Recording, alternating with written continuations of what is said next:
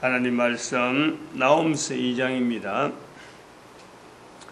나홈서 2장 1절에서 끝절까지 말씀 교독합니다. 1절 말씀 제가 먼저 받들어 봉독드립니다. 파괴하는 자가 너를 치러 올라왔나니 너는 산성을 지키며 길을 파수하며 내 허리를 견고히 묶고 내 힘을 크게 굳게 할지어다.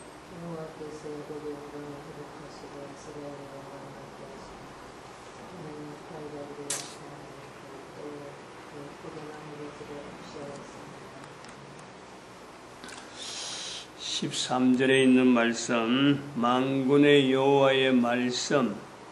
그래서 이 말씀을 통해서 1절에 있는 대로 우리가 지금 산성을 지키며 길을 파수하며 허리를 견고히 묶고 힘을 크게 굳게 해야 될 그런 입장에 있는 우리의 모습을 바라봅니다. 왜냐하면 파괴하는 자가 있고 또 파견자의 목소리를 하는 이 정체가 분명히 대적하는 자, 우리 인간 자체를 대적하고 또 한편으로는 개인의 대적이 되어지는 분명한 대상자, 상대는 사탄이죠.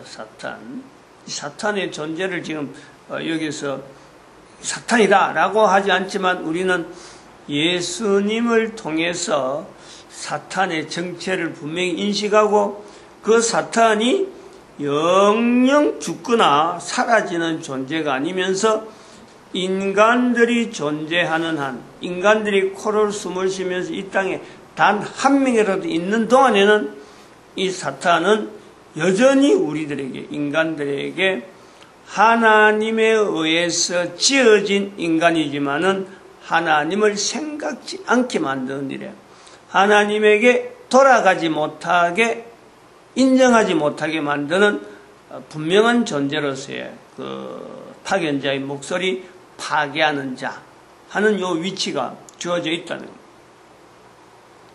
이 내용을 간단한 내용이지만은 지금 뭐 한 1분도 안 되는 이런 그 표현으로 나오는 이 내용이지만은 이거를요 전 인류가 살아있는 동안에 고백해야 되는 거예요.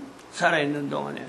모든 인간들이 한결같이 어릴 때부터 이 내용에 대한 내용을 계속 표현하면서 살아가는 그 장치로 우리는 과거에 기록되었던 이 내용이 오늘날 성경이라는 틀을 가지고 온 인류의 언어로 각 나라 언어로 지금 이런 표현을 하고 있는 그걸 우리가 만난 거예요. 그 중간에는 뭐가 있느냐? 세월이죠, 세월. 세월은 나로 하여금 내가 산다는 것은 100년도 안 돼요. 앞에 선조들이 사는 것도 100년이 안 돼요. 그런데 선조들의 발걸음을 해서 이어지면서 우리가 존재가 되어져요, 존재가. 그 존재되어진 시간, 한 사람이 사는 시간에는 도무지 못 가지만은 인간으로서 존재되어지는 것에서 끊임없이 앞으로 나갈 수 있는 것이 바로 우리 개인의 일이기로. 내 한 사람의 존재에 대한 분명한 이유가 앞에 있었던 선조가 있었기 때문에 내가 있는 거예요. 그러면은 내가 있음으로 다음의 후대가 반드시 있는 거예요. 내가 없으면 나로 말미암아 져야 될 후대는요 있을 수가 없어요. 개인의 존재와 개인을 존재케 하는 이 어떤 과정, 하나의 섭리라고 할 수 있는 이거는요, 이거를 우리가 잊어버리고, 이거를 부인하고, 내가 존재한다. 어림도 없어요. 어림도 없어요. 이렇게 개인의 존재를 한 인간의 존재지만은, 그러고 대적하는 자의 관계가, 대적자는 파견자의 목소리는 바로 이것은 영원한 그 상태가 변하지 않는 하나의 존재면서 인간을 공격하고 있는데 공격당하는 인간은 불과 얼마 되지 않아요. 짧아요. 공격하는 자는 그 한 인간의 존재에서 끊임없이 온갖 고통, 자기도 고통 없는 게 아니에요.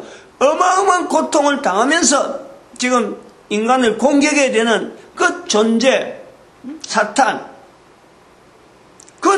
영원한 고통 속에서 인간을 괴롭히는 거예요. 그 고통에 같이 동참하자고 인간을 끌어당기는데, 인간이 그런 고통 속에서 벗어나야 되는 근본적인 바람이 인간들이 있음에도 불구하고 그 속에 끌어간다.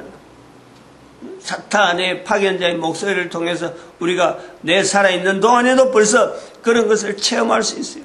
그 속에 들어가면은 내 개인에게서 나타나는 것은 불안이야, 불안, 시기, 원망, 파괴, 그것도 파괴하는 거예요. 이런 것이 나를 통해서 나타나는 거예요.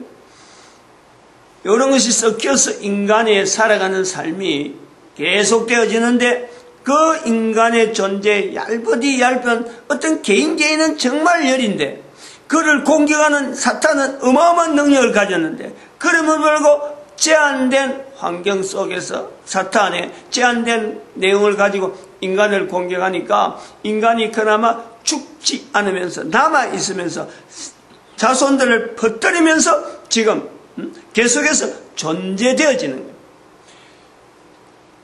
우리가 이 비교를 좀 더 구체적으로 개인이 하다 보면요, 내 한 사람의 존재에 대한 것은 어마어마한 거예요. 어마어마한. 파괴하는 자의 정체까지 우리가 분명히 하면서 살아간다면요, 내 한 사람의 존재에 대한 가치, 그리고 영원성, 이 대단한 겁니다. 이 대단한 것을 개인이 이걸 묵살시키는 거예요. 없는 듯이 하나님이 나를 만드신 것에 대해서 전혀 언급하지 아니하고 그냥 내가 우연히 부모 만나서, 부모 잘 만나서, 부모 못 만나서, 부모 잘못 만나서 이런 따위 이야기를 하고 부모와 연결된 자기의 존재를 연결한다니. 인간의 정체성을 찾아도 잘못 찾는 거예요. 한 개인의 존재 과정에서 부모가 있는 거고, 과정이지, 과정. 하나의 그런 패턴이 있을 수 있도록 하나님께서 그 어떤 재정되어진 섭리가 있는 거예요. 공격하는 사탄에 대해서 인간이 최소한의 그 공격을 축소, 어떻게 보면 희석, 그것이 인간의 생존, 코로 숨쉬는 동안에만 사탄에게 여기에서 공격당하는, 그러면서 사탄을 공격할 수 있는 그 개체로서의 우리 한 사람의 존재가 있는데도 불구하고 공격당하는 그 자체에서 사탄에고만 순응해버리고 그 공격에 정복당하는 거예요. 2장에서 그런 표현을 통해서 우리가 전쟁이라는 표현을 우리가 그렇게 받아들일 수도 있는 거예요. 그러면 한번 또 거꾸로 한번 생각을 해보자고요. 다시 돌이켜서 어저께 이야기하던, 오늘이 2015년 8월 16일 주일 아침이에요. 어제가 8월 15일 날 광복절이란 말이에요. 근데 금년에 2015년 8월 15일은 보다 더 또 의미를 둬가지고 광복 70주년이라, 그래서 1945년에 광복이 됐는데 그것부터 70년이 되어서 이제는 광복 70주년이라 하고 8월 14일부터 행사를 해왔는데,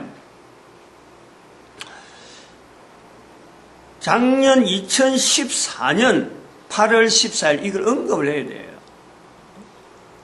분명히 언급해야 돼요. 8월 15일은 우리 대한민국에서 대단히 중요한 어떤 의미가 있는데, 2014년 8월 14일은 어떤 일이 있었느냐? 교황이 대한민국을 방한한 거예요. 대한민국에. 그럴 때에 제가 여기서 표현할 때는 그랬어요. 교황은 현재 사탄이다. 현재 정체를 드러낸 사탄이다.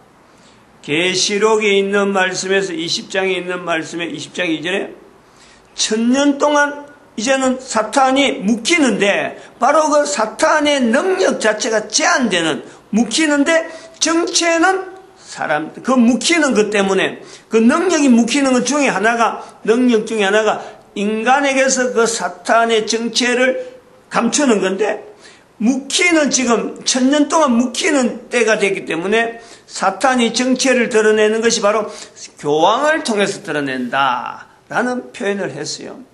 그 표현을 하는 중에 8월 14일 날 교황이 대한민국 방한했어요. 그때 세월호 사건이 막 한참 불거져가지고 해결이 안 돼가지고 온 국민들이 정말 뭐 우왕좌왕하고 있을 때에 마치 자기가 무슨 해결자인 듯이 드러나가지고 뭐 하얀 옷을 입고 온갖 쇼를 다 한 거예요. 대한민국을 무대로 해가지고. 그 내용을 우리 인류는 사탄의 행보로 인식을 해야 돼요. 얼마나 그로 말미암아 수많은 사람들이 파견자의 목소리를 거기서 들어야 돼요. 찾아내야 돼요. 사탄을 통해서 나타나는 음성을 교황의 입에서 나오는 그 내용을 찾아내야 된다니까. 그 뒤면에 있는 교황 한 사람은 인간이에요. 그러나 그를 덧입고 활동하는 사탄의 역사 자체를 내 한 사람도 인간이지만 나를 이용해서 나타나는 사탄의 어떤 역사, 분명히 그걸 인정하듯이 전 인류가 사탄으로서 사탄을 인식하는데 교황의 자리를 분명히 인식해야 돼요. 그래서 작년 2014년 8월 14일을 제가 대한민국 광복이 앞에서 바로 앞날 방한한 이 사탄의 그 행보, 어지럽히려고 하는 우리 국민들의 정신을 어지럽히려. 그때는 전에 70년이 내년인지 생각을 안 한 거예요. 근데 이제 그거 지나서 한 해를 지나오니까 대한민국이 70년이다 하고 되어서 그 의미를 1년 뒤에, 1년 사이를 한번 간격을 두고 사탄의 정체 드러낸 걸 하고 오늘 본문의 내용을 연결하는 거죠. 그러니까 어저께 8월 14일 날 하고 어저께 그러니까 그 박근혜 대통령이 경축사를 이제는 나타냈단 말이에요. 경축사 전체적인 내용 중에서 일본하고 관계된 거나 북한에 관계된 건 따로 놔놨고, 우리나라가 70년, 광복 70년에서 전 세계에 유례가 없는 발전을 했다라는 표현을 했거든요. 경축사에서 나오는 내용이에요. 그럼 여기서 우리가 생각을 해야 돼요. 어저께도 제가 저 자료를 보고, 저 자료가 요 내용. 그 70년 그 보고서, 그 통계청에서 발표한 경제사회, 그 다음에 환경 분야에 70년 동안에 있었던 우리 여러 가지 비교를 해놨는데,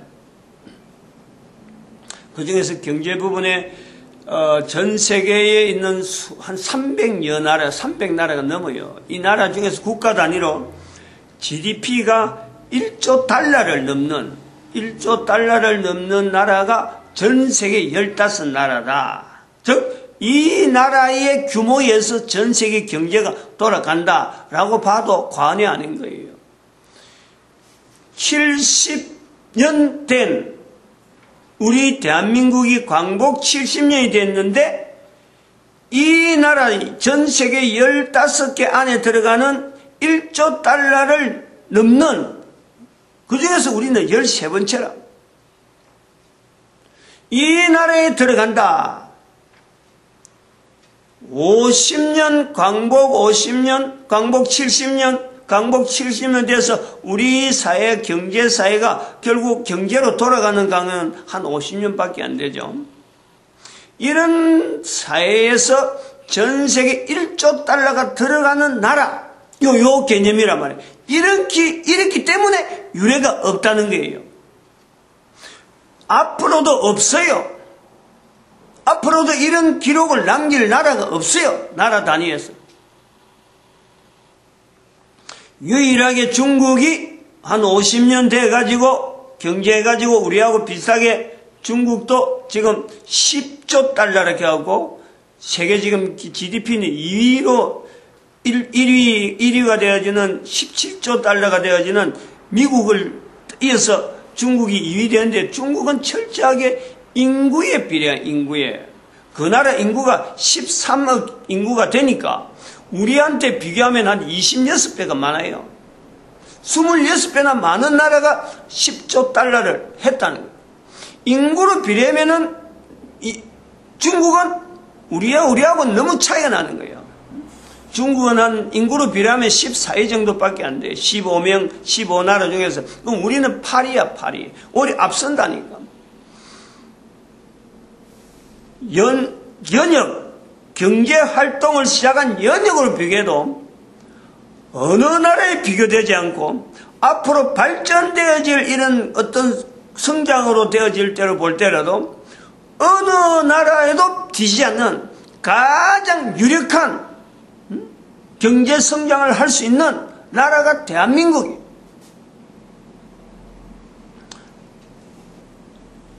여러 가지 전망이 대한민국 자체가 가지고 있는 이 위치가 어느 나라에 못지않는 엄청나게 좋은 환경으로 경제활동이라든지 자연 여러 가지 활동이라든지 환경이라든지 위치적으로 있는 이 대한민국의 이런 위치라든지 이런 것조차요 어느 나라에도 있지 않는 어마어마한 조건이 우리에게 갖춰져 있어요.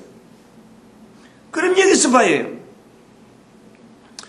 경제성장의 광복 70년에서 이렇게 성장을 이룬 나라가 유례가 없는데 이거를 누가 했느냐?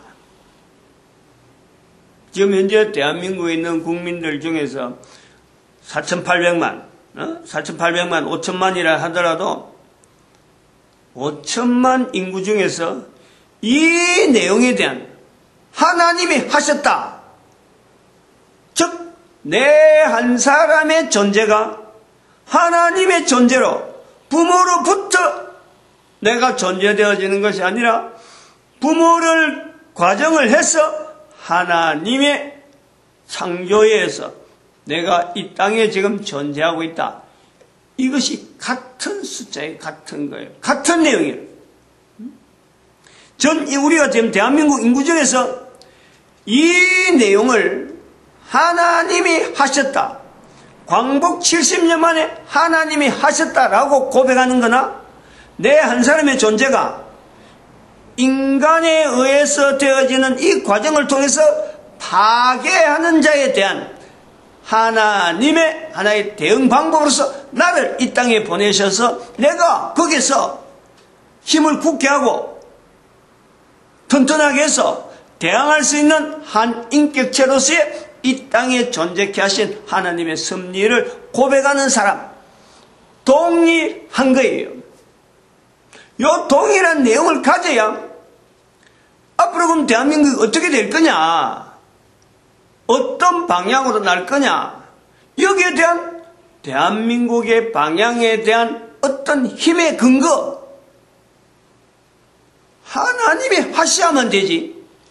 이게 어떻게 사람이 누가 했어요? 대통령이 잘나서 그래? 응? 대통령이 그럴듯한 대통령이 우리나라에서 많아서 그래? 안 그러면은 학자들이 많아서 그래? 안 그러면 기업에서 일하는 자들이 전심전력으로 기업에 일해서 사회를 어떻게 하든지 바로 세우려고 해서 그러네요. 기업에 들어가 봐요. 노조 활동을 해갖고 어떻게 하든지 그 있는 사람들 자기 호주머니 많이 채우려고 하는 이런 구조로 지금 전체가 지금 드글드글하게 말이야. 눈을 부라리고 자기 호주머니만 채우려는 사람들로 가득 차 있는데 어떻게 해서 앞으로 장래가 우리가 50년 동안 그래 왔는데 한 70년에 그래 왔다고 해서 앞으로 70년 지나면 잘 될 것이다. 자연히 잘 될 것이다. 어떻게 이럴 수가 있어요? 어떻게 이럴 수가 있는? 어떻게 대한민국 사람들이 이 말을 할 줄 모르느냐 말이에요. 여기에 우리 대한민국의 열방의 선지자의 자리에 대한 이 인식이요. 철저히 들어가야 돼요. 철저히.